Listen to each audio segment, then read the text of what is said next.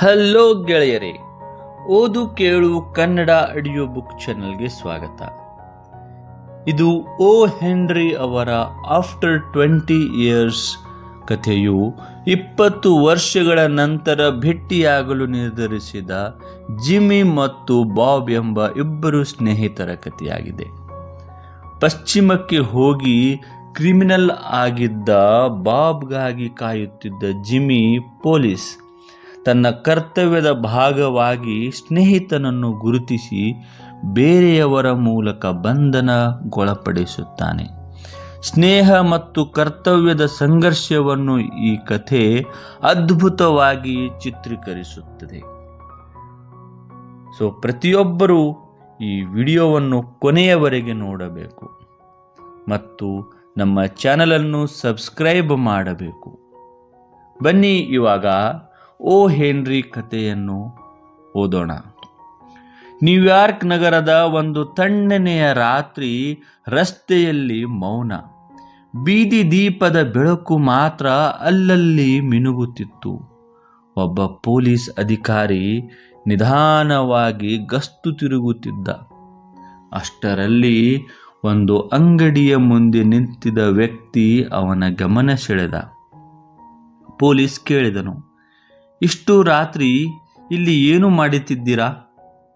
ಆ ವ್ಯಕ್ತಿ ನಗು ಮಾಡುತ್ತಾ ಹೇಳಿದನು, ಒಂದು ಹಳೆಯ ನೆನಪು ಅಧಿಕಾರಿ, 20 ವರ್ಷಗಳ ಹಿಂದಿನ ಮಾತು. ಅವನು ಹೇಳತೊಡಗಿದನು, 20 ವರ್ಷಗಳ ಹಿಂದೆ ಇದೇ ಜಾಗದಲ್ಲಿ ನಾನು ಮತ್ತು ನನ್ನ ಗೆಳೆಯ ಜಿಮ್ಮಿ ಭೇಟಿಯಾಗಿದ್ದೆವು. ನಾವು ಇಬ್ಬರು 20 ವರ್ಷ ಆದವರು. ಆ ದಿನ ನಾವು ಒಪ್ಪಂದ ಮಾಡಿಕೊಂಡಿದ್ದೆವು, ಯಾವುದೇ ಆಗಲಿ ಏನೇ ಆಗಲಿ 20 ವರ್ಷಗಳ ನಂತರ ಇದೇ ದಿನ ಇದೇ ಸಮಯದಲ್ಲಿ ಇದೇ ಜಾಗದಲ್ಲಿ ಭೇಟಿಯಾಗಬೇಕು. ಪೊಲೀಸ್ ಆಸಕ್ತಿಯಿಂದ ಕೇಳುತ್ತಿದ್ದ. ಆ ವ್ಯಕ್ತಿ ಮುಂದುವರಿಸಿದನು, ಜಿಮ್ಮಿ ಒಬ್ಬ ನಿಷ್ಠಾವಂತ ಸತ್ಯಸಂಧ ವ್ಯಕ್ತಿ.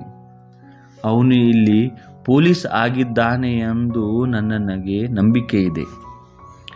ಪೊಲೀಸ್ ಸ್ವಲ್ಪ ನಗುತ್ತಾ ಹೇಳಿದನು, 20 ವರ್ಷಗಳಲ್ಲಿ ಜನರು ಬದಲಾಗುತ್ತಾರೆ. ಅಷ್ಟರಲ್ಲಿ ಪೊಲೀಸ್ ಹೊರಟು ಹೋದ. ಕೆಲವು ಕ್ಷಣಗಳ ನಂತರ ಮತ್ತೊಬ್ಬ ಪೊಲೀಸ್ ಅಧಿಕಾರಿಯು ಬಂದು ಆ ವ್ಯಕ್ತಿಯನ್ನು ಗಮನಿಸಿದ. ಅವನು ಹೇಳಿದನು, ನೀವು ಸಿಲ್ಕಿ ಬಾಬ್ ಅಲ್ಲವೇ? ಆ ವ್ಯಕ್ತಿ ಆಶ್ಚರ್ಯದಿಂದ ಕೇಳಿದನು, ಹೌದು, ನಿಮಗೆ ಹೇಗೆ ಗೊತ್ತು? ಪೊಲೀಸ್ ಶಾಂತವಾಗಿ ಉತ್ತರಿಸಿದನು, ನಿಮ್ಮ ಹಳೆಯ ಗೆಳೆಯ ಜಿಮ್ಮಿ ನಿಮ್ಮನ್ನು ಗುರುತಿಸಿದ, ಆದರೆ ನಿಮ್ಮನ್ನು ಬಂಧಿಸುವ ಧೈರ್ಯ ಅವನಿಗೆ ಆಗಲಿಲ್ಲ. ಆದ್ದರಿಂದ ಅವನು ನನ್ನನ್ನು ಕಳುಹಿಸಿದ. ಆ ವ್ಯಕ್ತಿಯ ಕೈಯಲ್ಲಿ ಒಂದು ಚೀಟಿ ಇತ್ತು. ಅವನು ತೆರೆದನು.